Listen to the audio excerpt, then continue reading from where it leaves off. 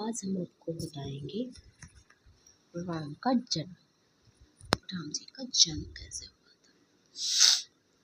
मंत्रीगणों तथा सेवकों ने महाराज की आज्ञा अनुसार राम श्याम कर्ण घोड़ा चतुरंगिनी सेना के साथ छुड़वा दिया।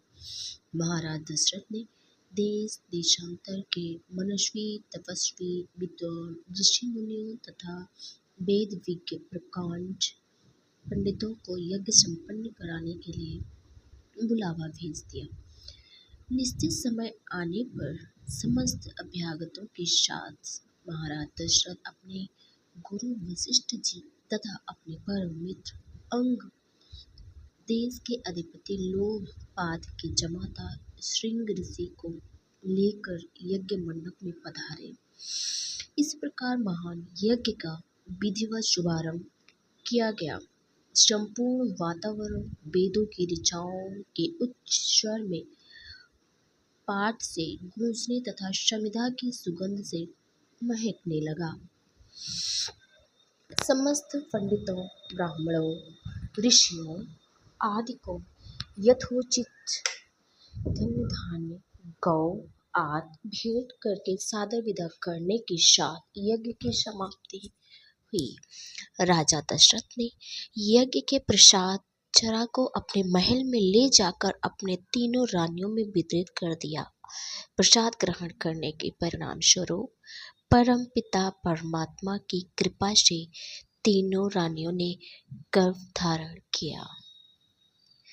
जब चैत्र मास के शुक्ल पक्ष की 9वीं तिथि को पुनर्वसु नक्षत्र में सूर्य, मंगल, शनि, बृहस्पति तथा शुक्र अपने अपने उच्च स्थान में विराजमान थे, कर्क लग्न का उदय होते ही महाराज दशरथ की बड़ी रानी कौशल्या के गर्भ से एक शिशु का जन्म हुआ, जो कि श्यामवर्ण, अत्यंत तेजोमय, परम कांतिमान तथा अद्भुत सौंदर्यशाली था। उस शिशु को देखने वाले ठगे से रह जाते थे। इसके पश्चात शुभ नक्षत्रों और शुभ घड़ी में महारानी कैकेयी की एक तथा तीसरी रानी सुमित्रा के 2 तेजस्वी पुत्रों का जन्म हुआ। संपूर्ण राज्य में आनंद मनाया जाने लगा। महाराज के 4 पुत्रों के जन्म के उल्लास में गंधर्व गान करने लगे और अप्सराएं नृत्य करने लगी। देवता अपने विमानों में बैठकर पुष्प वर्षा करने लगे। महाराज ने उन्मुक्त हस्त से राजद्वार पर आए हुए भाट चारण तथा आशीर्वाद देने वाले ब्राह्मणों और याचकों को दान दक्षिणा दी। पुरस्कार में प्रजाजनों को धन धान्य तथा दरबारियों को रत्न आभूषण उपाधियां प्रदान किया गया। चारों का नामकरण संस्कार महर्षि वशिष्ठ के द्वारा कराया गया तथा उनके नाम रामचंद्र, भरत, लक्ष्मण, शत्रुघ्न रखे गए। आयु बढ़ने के साथ ही साथ रामचंद्र गुणों में अपने भाइयों से आगे बढ़ने तथा प्रजा में अत्यंत लोकप्रिय होने लगे। उनमें अत्यंत विलक्षण प्रतिभा थी, जिसके परिणाम स्वरूप अल्पकाल में ही वे समस्त विषयों में पारंगत हो गए।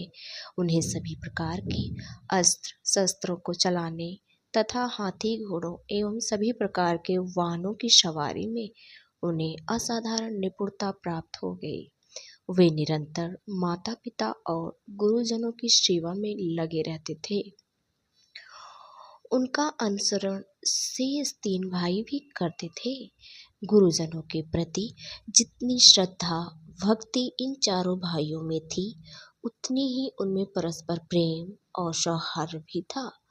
महाराज दशरथ का हृदय अपने चारों पुत्रों को देखकर